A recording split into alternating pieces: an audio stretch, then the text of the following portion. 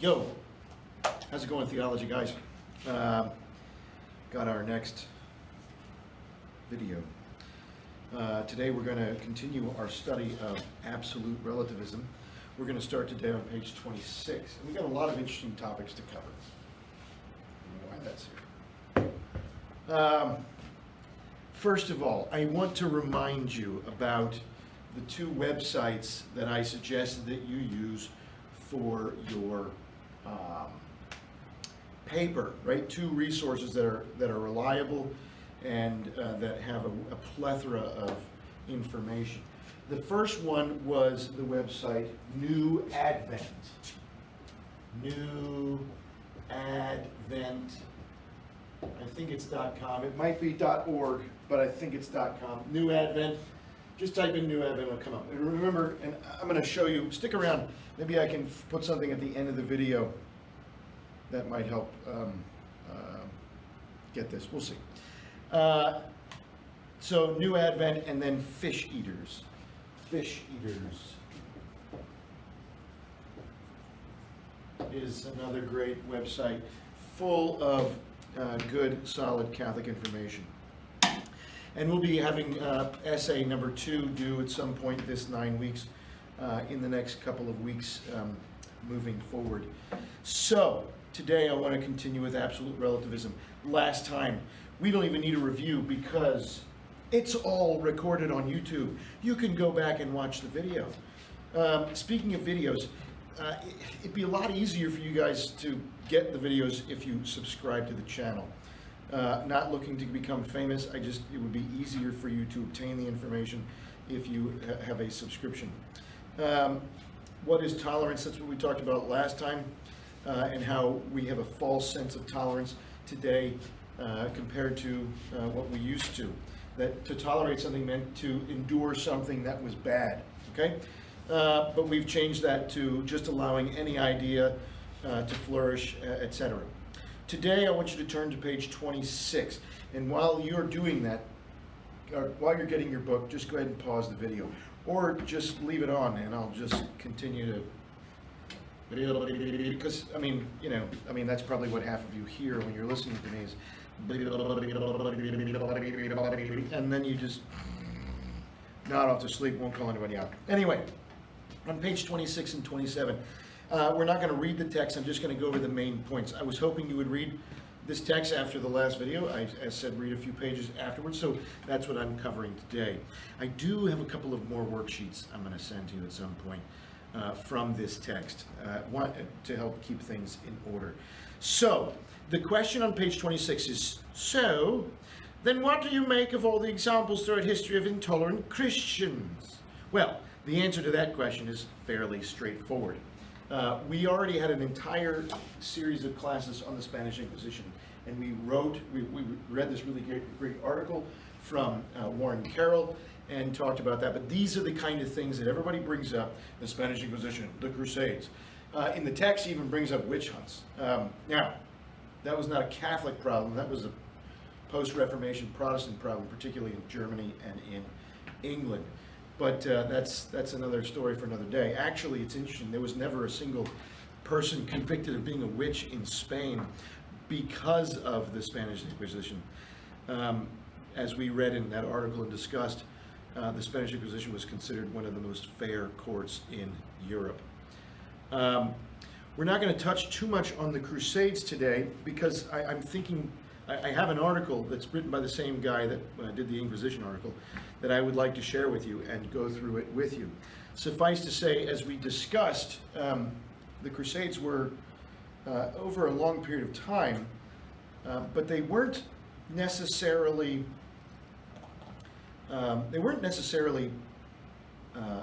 bad.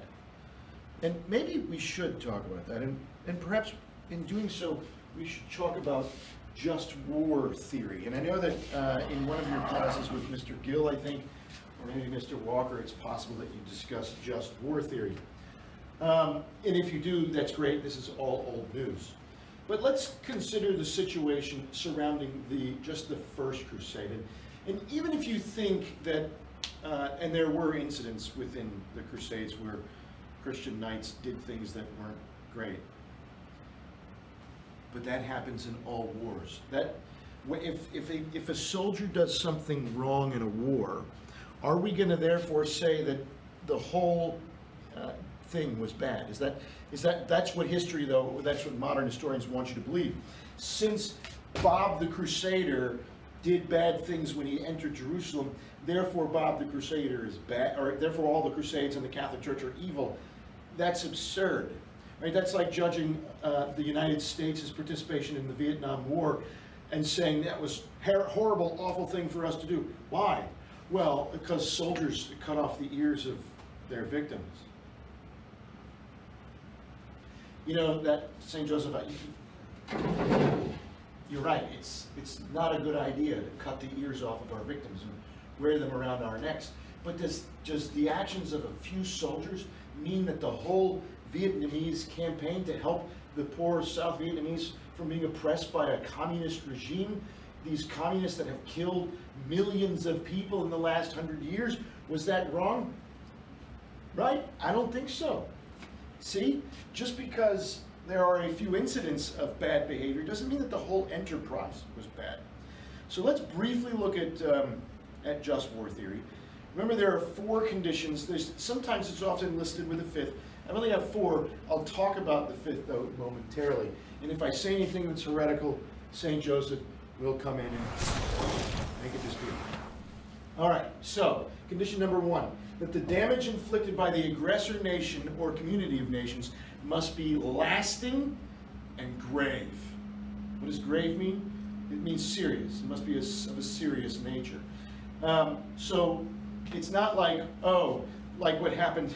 There's this thing, I don't know if I read somewhere, heard somewhere that Germany in World War II, in order to start a war with Poland, faked an attack on itself at its own border. Staged it, said that the Polish attacked them, and so we got a reason to go and kick the Polish in. No, something very serious has to happen. Let's take World War II. What was the serious act? I mean, because there'd been a while in which the Europeans were saying, our allies, please help us, the Germans are coming, the Germans are coming. Yeah, and you know, so, yeah, and of course, anyway, so the British were saying, please help us, or rather, they would be saying something, pardon me, Mr. Yankee, do you mind coming over here and helping us kick some of these wankers out of here, right? But what really got us in was the Mitsubishi-made Japanese Zeros who flew over to Hawaii and bombed the crap out of our base called Pearl Harbor. So the damage inflicted by the aggressor nation, in this case Japan, was pretty lasting and pretty serious. Anyway, I'm smelling something burning.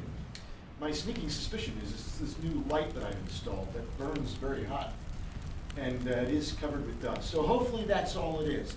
If the whole building catches on fire because I'm trying to post meaningful content for you children, well, so be it. We've died in the name of truth. Number 2, war should be the last resort. You should have exhausted diplomatic means of solving the issue, including everything from national prayer to dialogue between leaders, etc. Number 3, you must have a serious prospect of success. There must be a serious chance that you're going to win. You don't expose your men to death if they can't possibly win. And number 4, the use of arms, not arms, but notice it's always empty. The use of arms must not produce graver evils than the evils to be eliminated. There should be a proportion, okay? So the way that I've always kind of understood this, you can't go into a war. Oh, okay, so 9/11 happened, and if our response to 9/11 was to just drop massive amounts of nuclear armaments onto the Middle East, and vaporize the entire Middle East, that would not be an appropriate or proportionate response. Okay, that makes sense. Okay, and the 5th and final thing, which is, and I left an evil out. Let's produce graver evil than the evil to be eliminated. Okay. Is that good so far? Excellent. The fifth is actually regarding who makes the call, who decides whether or not these things are met. And ultimately that has to be left up to, in our case, el presidente, and I guess the Congress. Of course, that's all funny now because, you know, it is interesting. It is the case that the Congress is supposed to declare war. And there's been a lot of hubbub about that in the news recently because, you know, the Democrats are upset with the president for doing something. And we should be consulted before you do anything, you know, militarily. They didn't say that in the previous administration, but that's neither here nor there. Do you know the reason why Congress has to declare war? It's because there didn't used to be a federal standing army. There didn't used to be a massive, ginormous national army that could be mobilized at any second, at any given time. That was in fact unintended by the Founding Fathers. They intended the army, the national army, to be the agreement of individual states' armies. That way the commander-in-chief didn't have like an arm of an emperor. Am I still okay? Good. So what would happen was the congressional leaders from each state would have to say, okay, we're going to send Virginians to your campaign. Yeah, we're going to send North Carolinians and Minnesotans and Californians to your military campaign. And that's how things were intended to mobilize. They changed that whole thing, that all changed after the Civil War, during and then after the Civil War. But that's another story for another day. So, in our case, yeah, the authority is the one who is the only one who has the right and the authority to make that decision. So how does this apply to the Crusades? Well, let's apply this to World War II, as we were doing. So the damage inflicted by the aggressor nation, so Germany and Japan, obviously doing horrible, terrible things in Europe and in the Pacific. Was it a last resort? Yes. It was, I mean, it's on. There must have been a serious chance that we could have won. Definitely, there's always that chance with the most robust Army and Navy, Air Force, Marines, and economy in the world. I mean, and then finally, the use of arms. Now, this is where people get hung up. They say, well, they used nuclear bombs in Japan and vaporized like 30,000 people in each city, Hiroshima and Nagasaki. Many more hundreds or thousands died after that. Coronavirus is apparently a lot worse than that, though. Hide. Anyway, and I'm not going to go over whether that's a moral or immoral decision. That was a decision made in the confines of an entire war. That one decision cannot, therefore, it might color the war and say, oh, that was a bad thing, you know, oh, well, perhaps we should have done that there, you know, that sort of thing. But no, that's, suppose we even agree that, oh, the use of the nuclear bomb in Hiroshima and Nagasaki were definitely evil. Hypothetically, let's just agree to that. All right? I'm not saying that we have to. I'm just saying let's hypothetically agree to that. Does that ruin does that make the whole endeavor bad? No. If we say hypothetically it was a bad thing, that's one military act within the confines of an entire war. That one act does not make the entire thing completely wrong. Okay? In the same way, the Crusades, damage inflicted. Jerusalem, under Islamic control since the 600s, since the 7th century. North Africa, Egypt, all the North Africa, Carthage, all those areas, Spain, falls in the 700s and is conquered until 1492. In fact, the last stronghold in Granada was set free, liberated. Well, they actually just gave up. It's the Alhambra in Granada, southern part of Spain. 1492, that's the last Islamic-held fortress. The Christians, the Spaniards, can't siege it. They have it surrounded. Nothing is getting in. Nothing's getting out. They should be starving. But that place was so well built and had so many secret tunnels and entrances, they couldn't starve them out. They finally gave it up in 1492, which is why Queen Isabel was able to say, "Oh, hey, by the way, Columbus, yo tengo la dinero. and handed him the money so that he could come and discover, well, whatever the revisionists tell you that he discovered or didn't discover, or, I don't know. It's all silly these days. Anyway, so they had taken over Spain. They were making runs into France. They had taken over the Byzantine Empire pretty much, or were attacking the Byzantine Empire. The Byzantine Emperor was pleading with the West, the Pope, for help. And so, yes, the damage inflicted by the aggressor nation or community of nations was lasting and grave. Was it a last resort? It was the only resort. Okay, there was no compromise, unfortunately. If convert or be killed is the name of the game, and people are being slaughtered willy-nilly, yeah, they must have a serious prospect of success. Well, they did. There was a chance that they would win. How many of the Crusades were successful? Really, only the first campaign was entirely successful. The fourth one is fine. And who called this crusade? The Holy Father. Why? People were becoming more nationalistic in these days. Nationalism was becoming a big deal. I don't know if I want to tie my shoe on video or not, but I really need to tie my shoe. You think I'm allowed to tie my shoe while on video? Can I? You know, he doesn't care. So I'm going to go ahead and tie my shoe, but this is probably going to make me look even fatter than I already look on video. So, where was I? I was talking about, oh yes, nationalism. So we've got Deutschlanders, right?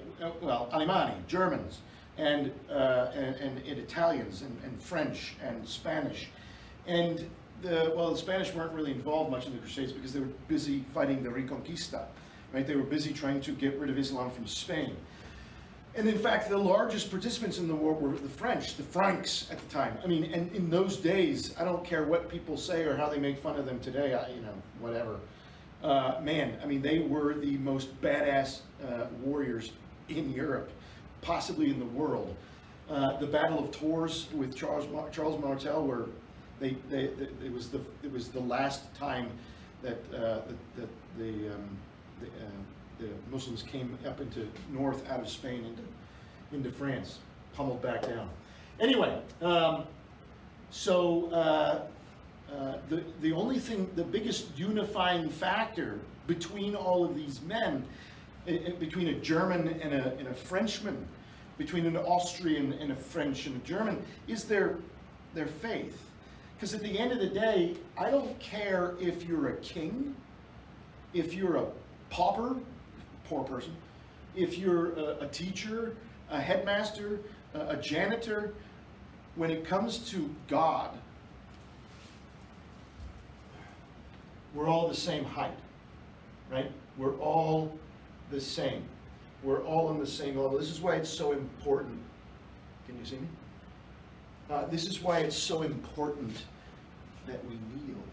And it's so silly when you go to places that don't kneel. Because when you kneel, you're all equal. Anyway, so the Pope did make this decision because he was the unifying force of Christendom. Of what is Christendom? Christendom is the Christian world of Europe at that time. So there it is. I'll be right back.